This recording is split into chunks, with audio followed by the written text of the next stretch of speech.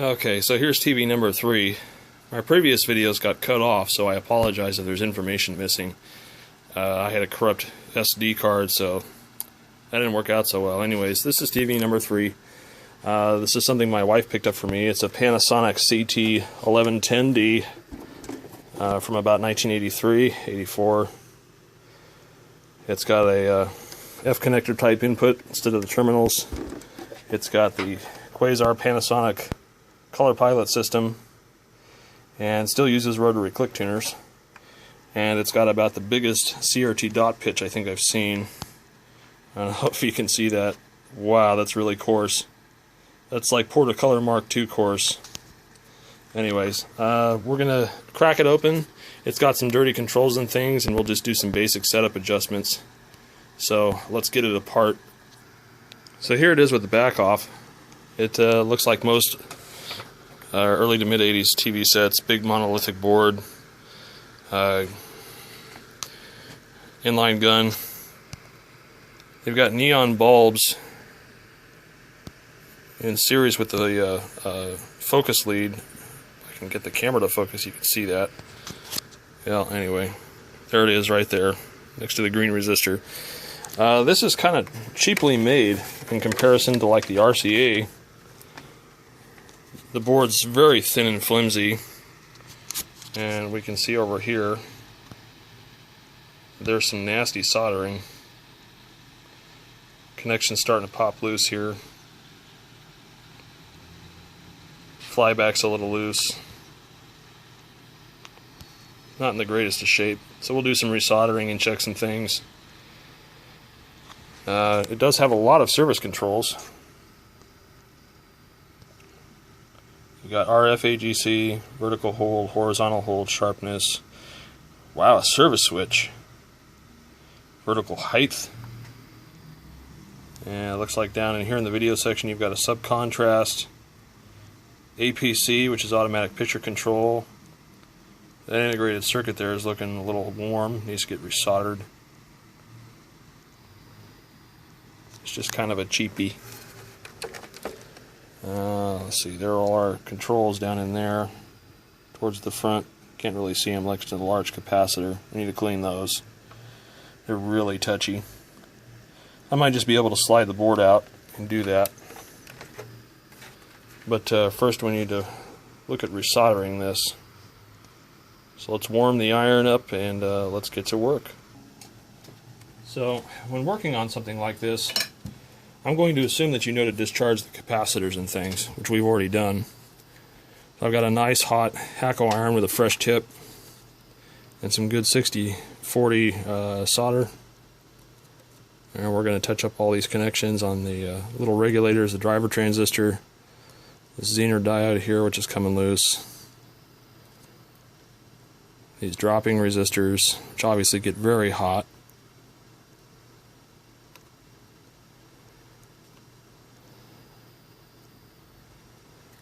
And then definitely the flyback. Let's see if I can zoom in so you can see it, but the flyback is really touchy. Pins 1 and 2 and 3 are all starting to come loose up there. 8 and 9 too.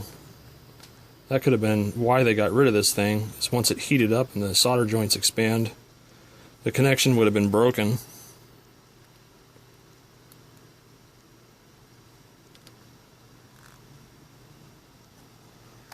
They'd have just applied a little bit more solder to this, it probably would have never been a problem. One underneath that capacitor is still good. That one's, we'll just do that in case.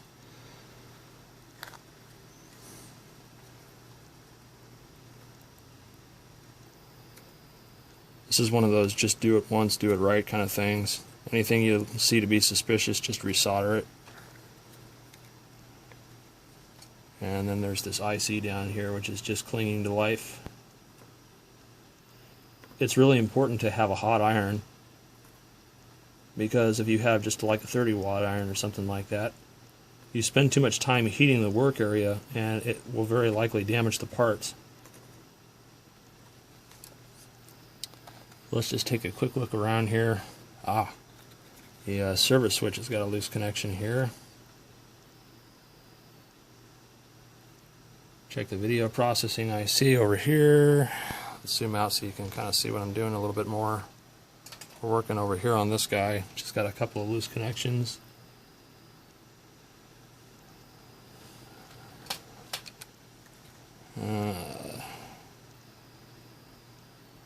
Rest of it looks okay. Just did all the important stuff. So now what I'm going to do is see if I can pull the board out so I can get to the controls, and if not, then I'll just deox the controls with my extended straw. Okay, so I don't have much room, but I have enough room so that I can work. I prefer not to disconnect everything on the chassis if I can avoid it. So that's why we have our double straw here. And the best way is to just go in through the top. There's a little vent up front here.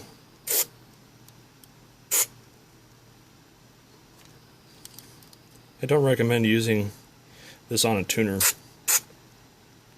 It tends to change capacitance of tuner assemblies. If the tuner is really bad, you should probably take it apart and manually clean the contacts with an eraser or something. Or tuner clean if you've got it.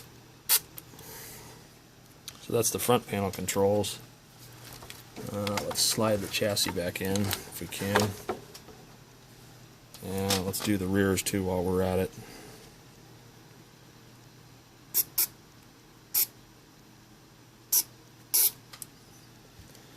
And we'll just work them. Set them about midpoint.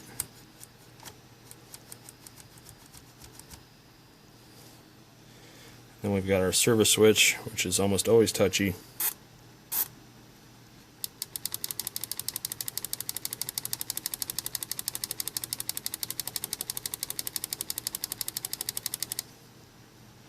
Then we've got vertical height, and we've got horizontal hold. The horizontal hold is at about midpoint according to the little wiper thing I see there, so that's where I'll put that back.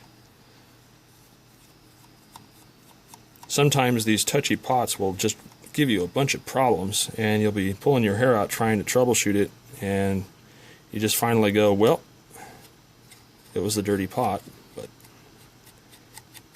sometimes you can spin your wheels. So I always tell people, treat your switches and controls before you do anything else. And so let's flip the set around, since I did the front too. It's the other thing I don't like about exposed circuit boards is the mat or towel will hang up on it. And let's see. Gotta push this forward a little bit more.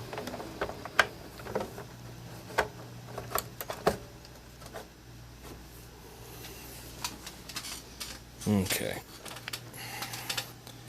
So we're just gonna work them back and forth, let the contact cleaner do its job. The set really is kind of filthy. I should clean it up while I got it apart.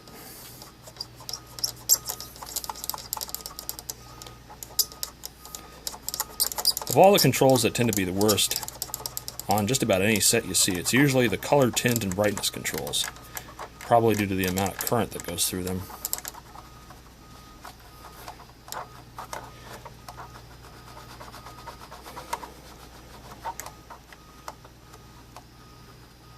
Alright, so we got that done. Okay, so I'm going to try to remount this chassis, and then we'll plug it into an ISO transformer, and we'll do some setup adjustments and see where it goes from there. Now I'm at the audio repair shop today, so I don't have all of my TV tools with me, so this might make it a little tricky.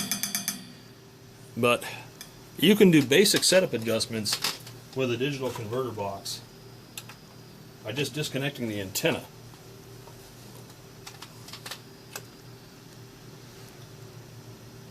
And so what this allows you to do is to set your baselines, like your Grayscale and stuff like that. So let's turn AFT on, color pilot off, and we're going to turn our contrast all the way down. And we can see that the grays on the no signal look a little bit reddish. So we're going to grab an insulated tool, and we're going to go to the red cutoff here. We're going to tweak it a little bit until the grays start to look about normal.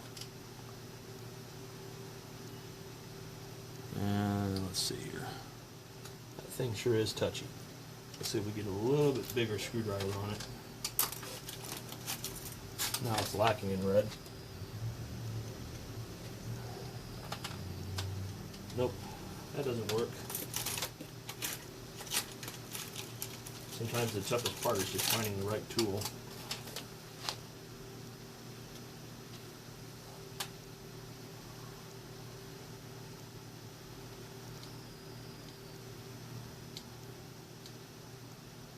Alright, so that looks gray. Putting the brightness at about half range should yield just above black level. And as you turn the Panabright up, you'll probably find that, let's see there, looking a little better. At least our grays look right. You certainly don't have very much leeway on the brightness control. So with the service switch on, I don't know if you can see that at all. Maybe you can't. But there's supposed to be a line there.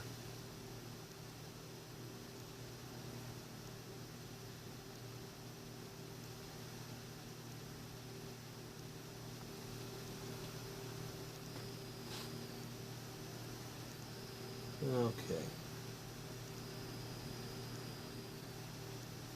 So we're going to adjust the cutoffs until we just see a line here. Do it the old-fashioned way.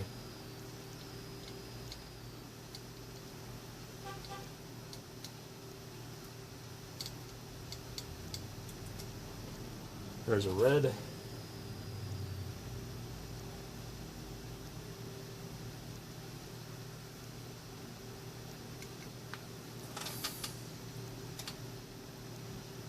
There's a blue. See if we can make that purple. Yeah, there's magenta.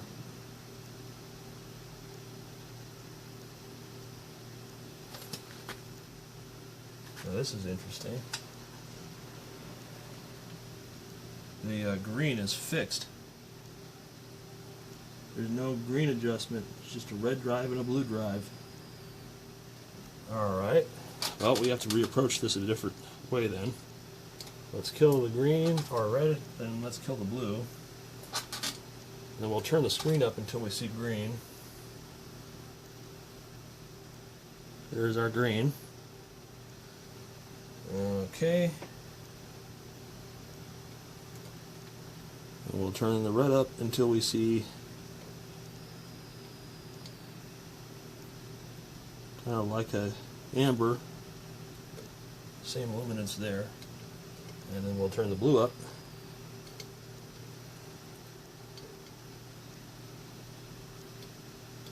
Until we get pretty damn close. Okay. Let's flip the switch. And there we go. So we've got a nice grayscale there. Let's see if we can focus it.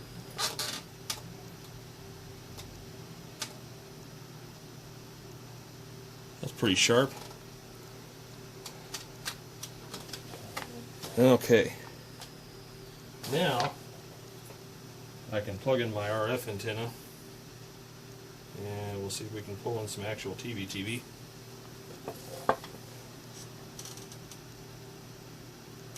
Looks pretty good, black and white. Let's bring up the color, adjust our tint. Not bad. I'm still not in love with the weird contrast ratios.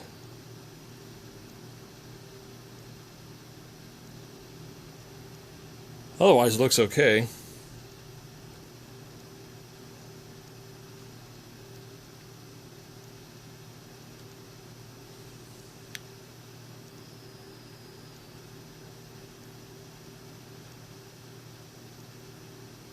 Okay, so now we can kind of tweak our horizontal or our vertical height.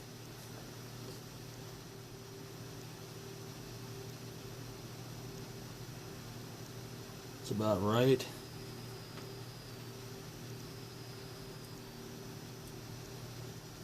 This thing actually has a pretty good picture. Vertical hold.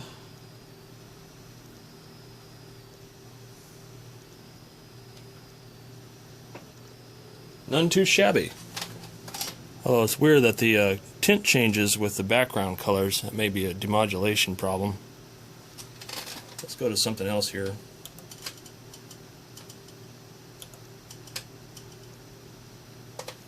There's a full screener.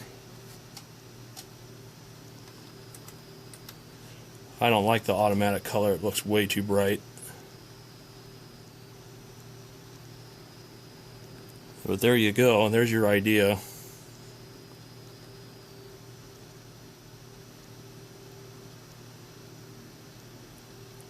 Colors actually look pretty good on this.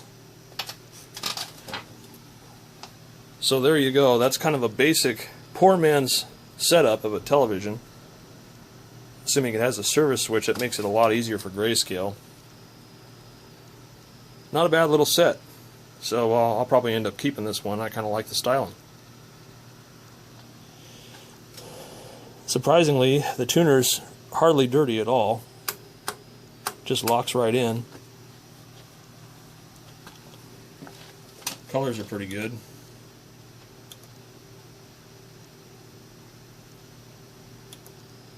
Fairly good DC restoration.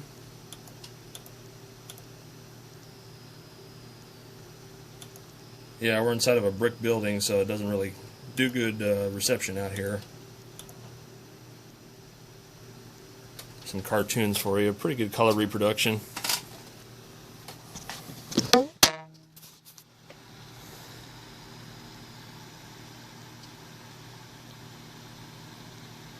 Not bad.